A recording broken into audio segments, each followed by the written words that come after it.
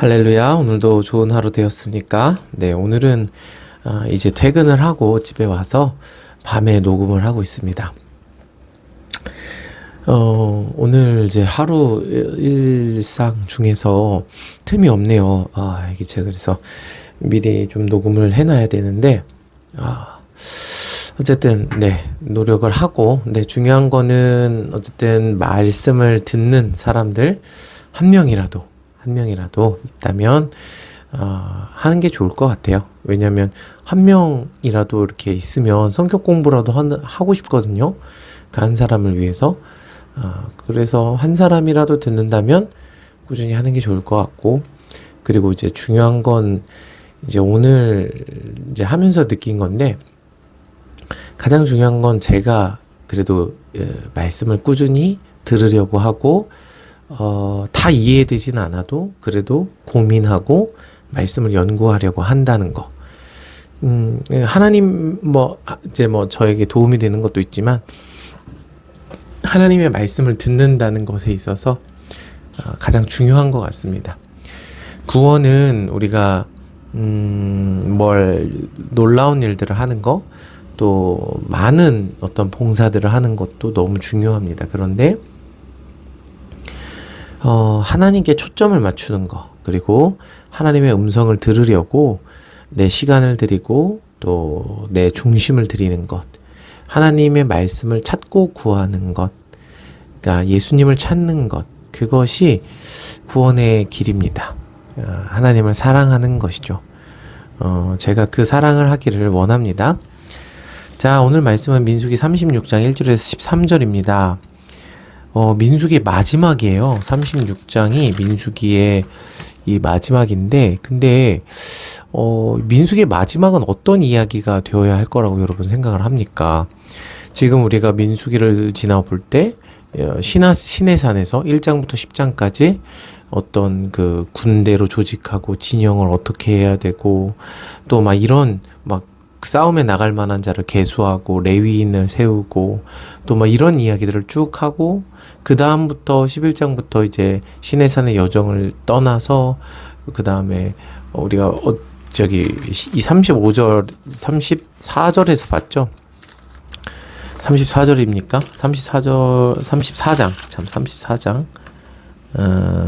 34장에서 이스라엘 백성이 33장이네요. 어떤 과정들을 지나왔는지 쭉 봤어요.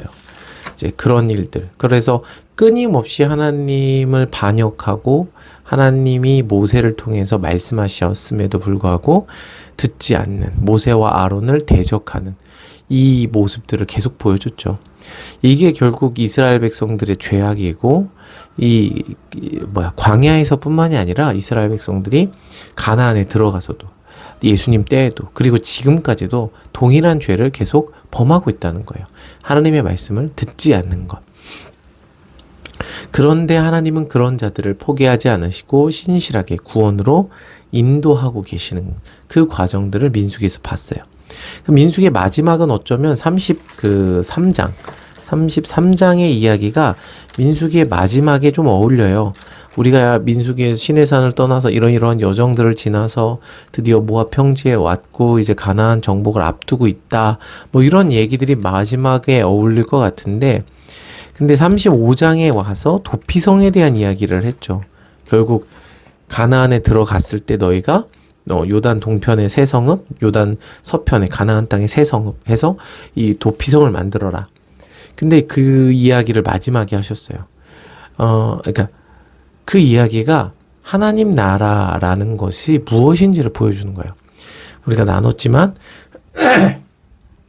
하나님의 자비, 하나님의 은혜, 그러니까 죄인을 구원하려고 하신 하나님의 사랑과 하나님의 공의, 하나님의 말씀을 듣지 않고 의도적으로 선지자들을 죽이려고 하는 자들, 하나님의 말씀을 무시하는 자들을 심판하시는 그 은혜와 공의, 하나님의 심판, 그것을 이야기를 했죠. 자, 그리고 나서 그래, 그러면 거기서 마무리가 돼야지 했는데, 오늘 36장에서 민수기의 마무리로 나오는 이야기가 뭐냐면 슬로브앗의 딸들의 이야기예요. 우리가 슬로브앗의 딸들에 대해서 이야기를 들었었죠. 기억나죠? 이 슬로브앗이라는 사람이 있는데 그 사람이 아들이 없고 딸만 5이 있었어요. 그런데 이 아들이 없이 죽은 거예요. 그 딸들 5이 남았는데 문제는 뭐냐면 이스라엘에서 유업은 아들을 통해서만 이어지게 된다라는 거예요. 그래서 결국 딸밖에 없었기 때문에 이 슬로브앗에게 주어진 하나님의 그 유업이 이어지지 못하게 된다는 거죠. 그래서 그때 이제 슬로브앗의 이름이 이 조상들 가운데서 족보에서 지워질 위기에 처하였다. 그래서 슬로브앗이 이 요청을 하죠. 우리에게도 기업을 나누어 달라. 그런 얘기하면서 막 영원한 기업에 대해서도 이야기를 하고 이스라엘 백성이 땅을 얻는 것이 어떤 의미인지 그리고 땅을 얻지 못했을 때 이방인과 같이 되고 족보에서 지워지고 뭐 이런 이야기들을 했었습니다. 들으신 분들은 기억할 거라고 생각을 합니다. 그런데 오늘 민수기 마지막에 그 슬로브앗의 딸들의 이야기로 마무리를 한다는 거예요. 그런 걸 보면 이 슬로브앗의 딸들의 이야기가 굉장히 중요한 의미를 가지고 있다는 거죠. 자, 1절에 보면 요셉 자손의 종족 중 므낫세의 손자 마길의 아들 길르앗 자손 종족들의 수령들이 나와. 자, 보세요. 이 수령들이 나왔죠. 그런데 이 수령들이 어디 출신인지를 구체적으로 기록하고 있어요. 요셉 자손의 종족 중 므낫세의 손자 마길의 아들 길르앗 자손 종족들의 수령들. 그러니까 이 지파, 이 요셉 지파, 므낫세 지파의 마길의 가지, 마길의 종족, 그 다음에 길르앗 자손의 종족들, 그렇게 계속 가지가 뻗어나가는 거죠. 이 족보가. 그들이 모세에게 나와서 말하는 거예요. 지금 제비를 뽑아서 기업을 땅에 주셨는데 슬로브앗의 기업을 그 딸들에게 주라고 명령을 하셨다, 하나님이. 그런데 3절에 그들이 만일 이스라엘 자손의 다른 지파들의 남자들의 아내가 되면 그 슬로브앗의 딸들이 이어받은 그 므낫세 지파의 그 길르앗 자손의 영역이죠, 땅이죠. 그게 다른 지파로 넘어가게 된다. 그러면 4절 되게 중요한데 이스라엘 자손의 희년을 당하여 그 기업이 그가 속한 지파에 첨가될 것이다. 무슨 얘기냐면 희년이라는 건 뭐냐면요, 7년에 한 번, 7년째 되는 날이 희년이에요. 그 희년에는 우선 이제 토지를 이제 어떤 전당을 잡거나 보증을 이제 잡히거나 뭐 대출을 받거나 이런 일들이 있죠. 근데 그때 희년은요, 모든 그 전당 잡은 토지들을 다 원주인에게로 그 원래 지파에게로 다 돌려줘야 돼요. 그리고 뭐 빌려줬던 토지도 다 돌아가야 돼요, 희년마다. 그리고 종되었던 사람들도 다 이스라엘 백성들 중에 종되었던 사람들도 해방되어서 다시 자유인이 돼서 자기 지파의 땅으로, 자기가 이어받을 유업으로 다 돌아가게 돼 있는 거예요. 그게 7년에 한 번씩 있는 희년이에요. 그러니까 희년은 리셋이에요. 모든 영토가 하나님이 제비 뽑아서 그들에게 얻게 하신 땅으로 최초 조상들이 얻은 가나안 땅으로 돌아가는 거예요. 그거죠. 그런데 그게 무슨 의미를 가지냐가 더 중요한데, 이 땅을 얻는다는 건 뭐예요? 하나님의 나라의 영원한 기업을 받는 거죠. 그런데 만약에 내가 다른 사람한테 빚을 졌어. 그런데 그 빚을 갚지 못해서 땅을 저당 잡혔어. 땅을 담보로 걸었더니 땅을 빼앗겼어. 그럼 뭐가 되는 거예요? 기업을 잃어버린 자가 되는 거예요. 땅이 없어요. 그럼 노예가 되는 거죠. 그러니까 이런 의미들, 이방인이 돼버리는 거예요. 하나님 나라의 유업을 얻지 못하게 되는 거죠. 그러면 어떻게 돼요? 그런데 희년이 되면 다시 그게 리셋되고 그들이 다시 땅을 얻어 기업으로 돌아가게 된다는 거예요. 이게 하나님의 은혜죠. 희년이라는 은혜예요. 그러니까 이스라엘 백성들이 지금 이 희년에 이제 자기 유업을 다시 회복하게 되는 거죠. 그래서 지금 이스라엘 백성들에게 그 희년을 회복하게 될 때 그 애초에 제비 뽑아서 얻은 땅이 바뀌게 된다는 걸 이야기를 하고 있어요. 그러니까 문제가 된다는 거죠. 므낫세 지파의 땅이 다른 지파로 넘어가게 되니까. 자, 그런데 이런 생각이 좀 들었어요. 여러분, 만약에 므낫세 지파의 땅, 그리고 이 길르앗 자손의 종족들, 이 슬로브핫, 그리고 그 슬로브핫의 딸들에게 이어진 슬로브핫의 그 유업, 영원한 기업 땅, 그게 만약에 다른 지파로 넘어가면요. 만약에 유다 지파로 넘어가거나 슬로브핫의 딸들이 뭐 베냐민 지파랑 결혼을 했어요. 그럼 베냐민 지파의 땅이 되겠죠. 근데 그게 왜 문제가 될까라는 생각이 들어요. 어차피 다 이스라엘 나라 땅 아닙니까? 어차피 하나님 나라잖아요. 하나님 나라인데 므낫세 지파의 땅이 베냐민 지파의 땅이 되는 게 왜 문제가 되냐는 거죠. 그래서 이 부분이 좀 되게 조금 고민이 됐어요. 왜냐하면 이해는 돼요. 이 므낫세 자손의 입장에서 자기들에게 주신 하나님의 그 유업을 다른 지파에게 빼앗기게 된다는 게 안 되죠. 당연히 안 되는데, 그냥 저는 이 므낫세 지파의 이 입장에서 보지 말고 그냥 우리가 하나님 나라의 입장에서 봤을 때 하나님 나라가 소실되는 건 아니지 않습니까? 근데 그게 왜 굳이 큰 문제가 될까라는 생각이 들었어요. 근데 8절에 이렇게 말씀을 하세요. 이스라엘 자손의 지파 중 그 기업을 이은 딸들은 모두 자기 조상 지파의 종족이 되는 사람의 아내가 될 것이라.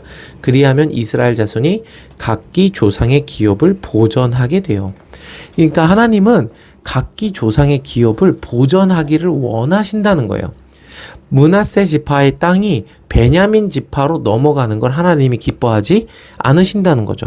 그래서 10절에 슬로브핫의 딸들이 여호와께서 모세에게 명령하신 대로 행해서 그들이 숙부의 아들들, 저번에 이제 사촌들이죠. 사촌들과 결혼을 하게 돼요. 그래서 이 므낫세 지파의 땅이 보전이 됩니다. 그래서 이제 질문을 던져보는 거예요. 왜 각 조상의 기업을 보전해야 하는가? 하나님은 왜 그 각 지파의 기업들을 보전하기를 기뻐하시는가라는 좀 질문이 들었어요. 그래서 이것을 조금 찾아보게 됐어요. 고민을 하면서 우선 이 족보라는 개념으로 한번 좀 봤으면 좋겠어요. 뭐냐 하면 지금 므낫세 지파 그리고 이제 므낫세 마길이라는 사람의 그 계보로 넘어왔고 그 마길의 아들 길르앗 자손으로 넘어갔죠. 그리고 길르앗 자손 중에서도 그 슬로브앗이죠. 슬로브앗에게 주신 유업이 있어요. 그러니까 이 족보가 이어지는 거예요. 이제 아브라함, 이삭, 야곱, 그리고 므낫세, 그리고 마길, 길르앗, 그리고 슬로브앗. 요렇게까지 족보가 쭉쭉쭉쭉 이어지는데 이 슬로브앗에 준 그 땅이 만약에 아까 베냐민으로 넘어갔어. 그러면 슬로브앗의 이름이 어디 족보로 가야 되는 거예요? 그 유업이 베냐민으로 넘어갔기 때문에 슬로브앗의 이름도 어디로 가야 되냐면 베냐민으로 가야 된다는 거예요. 근데 이게 그러면은 슬로브앗이 베냐민의 자손이 되는 거냐? 그런 건 아니라는 거죠. 그리고 이게 굉장히 중요한 의미를 갖는 게 뭐냐면 바울이 이런 얘기를 해요. 바울은요, 여러분 지금 이거는 민수기는요. 출애굽했을 그 당시지 않습니까? 근데 바울은 신약이에요. 그러니까 어마어마한 시간이 지난 상황이죠. 어마어마한 시간이 지난 상황인데 바울은 그 시간 사이에 조금만 더 설명할게요. 그 시간 어마어마한 시간 지금 민수기와 바울 사이에는 어마어마한 시간이 흘렀고 그 사이에는 이제 아수르에게 공격을 받아서 지파들이 흩어져서 이 정체성을 다 잃어버렸죠. 이 북쪽 지파들이 이 피가 섞이기도 하고 다른 나라로 쫓겨나가면서 족보가 없어졌어요. 그게 이 구원에서 떨어졌다라는 개념이에요. 그리고 바벨론으로도 쫓겨났어요. 막 이런 일들. 그리고 막 이방의 나라들이 막 쳐들어오고 디아스포라로 흩어지기도 하는 그런 많은 세월들이 흐르고 나서 바울이 뭐라고 하냐면 로마서 11장 1절에 그러므로 내가 말하노니 하나님이 자기 백성을 버리셨느냐? 그럴 수 없느니라. 그러면서 바울이 자기 정체성에서 대해서 이렇게 얘기해요. 나도 이스라엘인이요 아브라함의 씨에서 난 자요 베냐민 지파라. 여러분, 베냐민 지파가 어디 있어요? 그러니까 이 베냐민과 유다가 남았어요. 베냐민과 유다가 남았는데 뭔 얘기를 하냐면, 그러니까 지금 이 많은 이 오랜 시간과 또 바벨론의 포로로 끌려갔다가 돌아오는 모든 과정들을, 이 혼란의 시간들 속에서 이들이 자기의 족보를 잃어버리지 않았다는 얘기를 하는 거예요. 왜냐하면 족보는 지금으로 우리의 신학적 개념으로 따지면 생명책 같은 거예요. 자기가 아브라함의 계보의 이름이 올라가 있는 것, 누구의 아들, 누구의 아들, 누구의 아들로서 아브라함의 족보에 올라가 있는 것이 아브라함의 언약 가운데 있다라는 것을 의미하기 때문에 이 영원한 유업을 받을 존재, 하나님이 아브라함에게 약속하신 그 유업을 받을 그럴 수 있는 존재라는 것을 이야기를 한다는 거예요.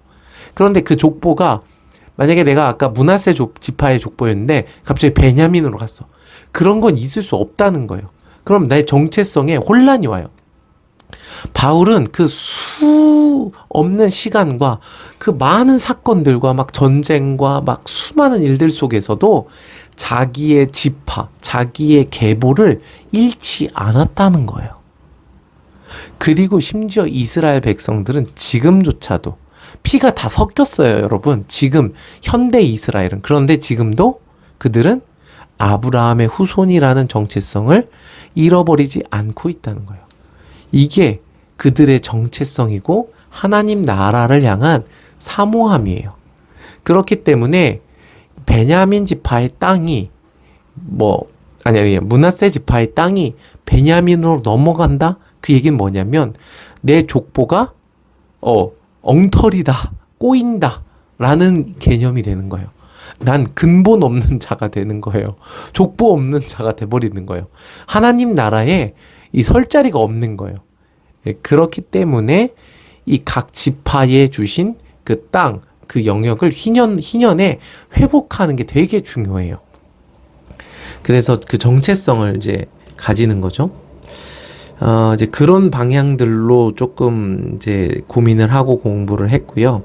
또 한 가지는 뭐냐면, 이 통치의 개념인데, 하나님께서 가나안 땅을 이 12지파에게 나누어 주셨고, 그 제비 뽑아서 얻은 그 땅을 하나님이 통치하도록 하셨어요. 그러니까 그 각 지파에게 주신 그 유업을 각 지파가 다스리게 되는 거예요. 그리고 그 다스림의 영역들을 서로 넘어가지 않는 거죠. 어쩌면 이런 모습들이 신약에 왔을 때 이 교회가 그리스도의 머리 되신 그리스도 안에서 한 몸됨의 모습들로 이제 여겨질 수 있어요. 그래서 손이 발의 역할을 할 수는 없죠. 손은 손이고 발은 발이에요. 그런데 나는 발을 다쳐서 목발을 짚고 다니니까 손이 발의 역할을 하고 있는 거예요. 얼마나 힘든 줄 아십니까, 여러분? 진짜 삶이 피폐해져요. 이 목발을 짚고 돌아다니니까 아무것도 들을 수도 없고 들고 돌아다닐 수도 없고 그리고 너무 초라해져요. 제가 그래서 그런 거예요. 네, 그러니까 손은 손이고 발은 발이죠. 그러니까 바울이 이야기한 그러니까 이 교회 그리스도가 머리이시고 한 몸 된 교회. 그러니까 누구는 손이고 누구는 발이고 그런 이제 의미들이죠. 각자의 영역들. 근데 그런 개념들이 이 구약에서도 각 지파가 하나의 이 이스라엘이지만 각자의 특성과 영역들이 있어요. 그래서 하나님께서 제 기억으로는 야곱을 통해서 이 각 지파들 수장들을 축복하시면서 그 지파들의 특성에 대해서 이야기를 하시는 부분들도 있고요. 그러니까 그런 어떤 부분들을 넘어가지 말고 이제 하나됨. 이제 오히려 각 지파의 개성들을 존중해 줌으로 이제 이루어지는 것이다라고 조금 이제 해석을 했습니다. 그러니까 여러분 결국 저도 이렇게 두드려 가는 거예요. 아니 왜 그렇지? 왜 각 자기 조상의 기업을 보존해야 하는 걸까? 이게 왜 중요한 걸까? 재산의 문제 이상으로 어떤 의미를 가지는 걸까? 라는 질문을 가지게 되었고, 이제 고민을 하고 기도를 하면서 성경을 찾게 되는 거예요. 그러니까 이 바울의 어떤 이 고백들도 나오게 되고, 잠언에 이런 말씀들이 또 있더라고요. 잠언에 뭐냐면 잠언 22장 28절에 내 선조가 세운 옛 지계석을 옮기지 말지니라. 지계석이 뭐냐면요, 땅의 경계를 표시하는 돌이에요. 그러니까 선조들이, 조상들이 세운 땅의 경계를 표시하는 돌을 옮기지 말라는 거예요. 이 얘기는 다시 말해서 각 지파와 각 가문에게 주신 하나님의 유업을 변경하지 말라는 얘기를 하는 거예요. 그리고 잠언 23장 10절에 옛 지계석을 옮기지 말며 고아들의 밭을 침범하지 말지어다. 그러니까 이게 되게 중요한 의미를 가지고 있다라는 것이죠. 그러면서 지금 민수기는 뭘 얘기하는 거예요? 하나님의 나라를 들어가는 과정, 하나님의 나라가 어떤 것인가에 대해서 하나님이 광야에서 이스라엘 백성들을 교육하시고 훈련하시는 것이 민수기의 이야기예요. 그래서 민수기를 통해서 구원을 배울 수 있어요. 구원이 무엇인지.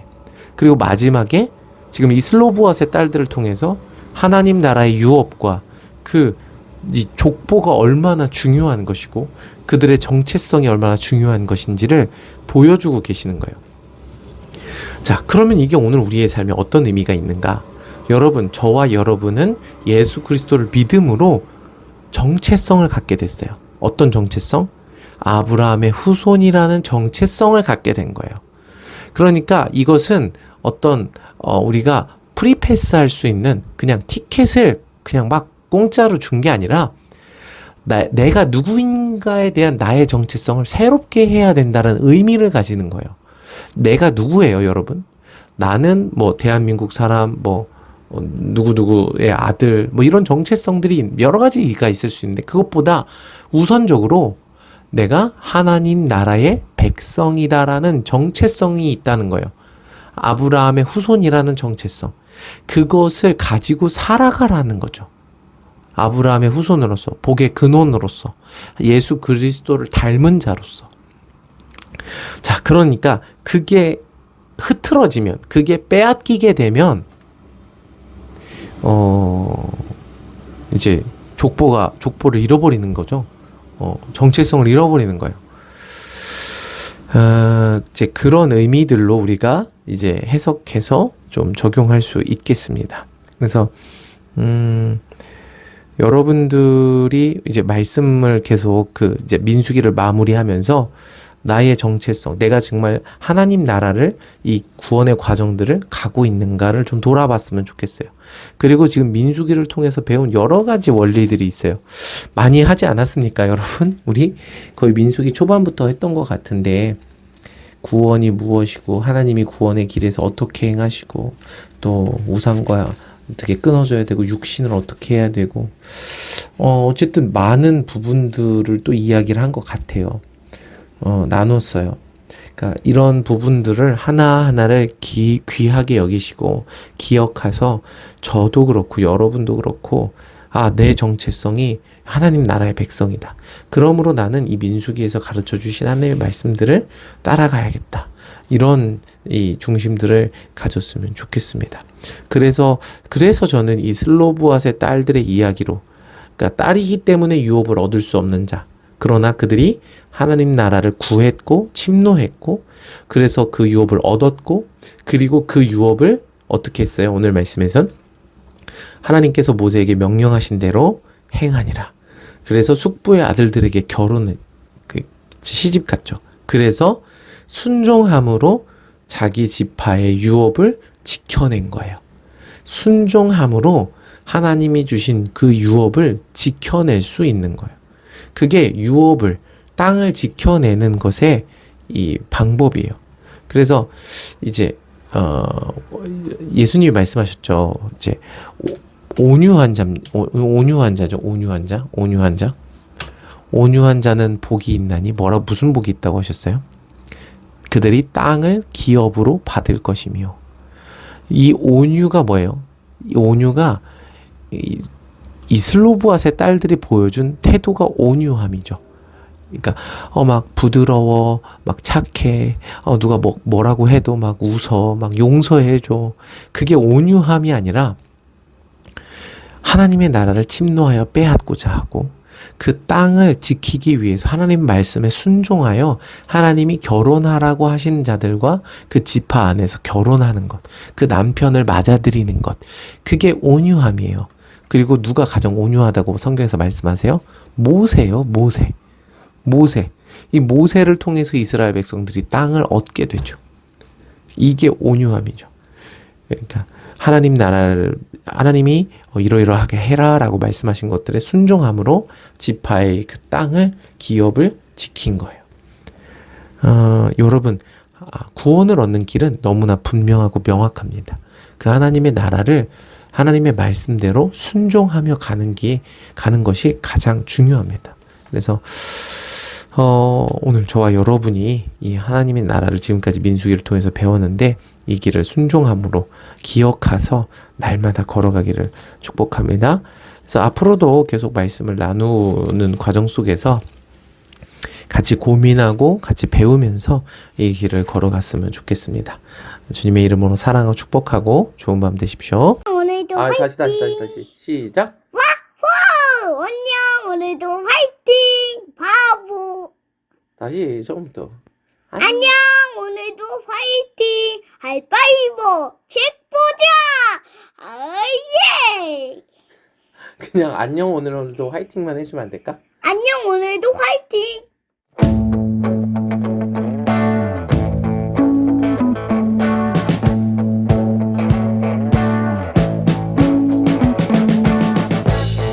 We've been living in sin so long, all the feels are gone. Fella stopped me on the street last night, said everything's alright. Roller coaster, make it through the day, I'm right. It seems your meal ticket is gone.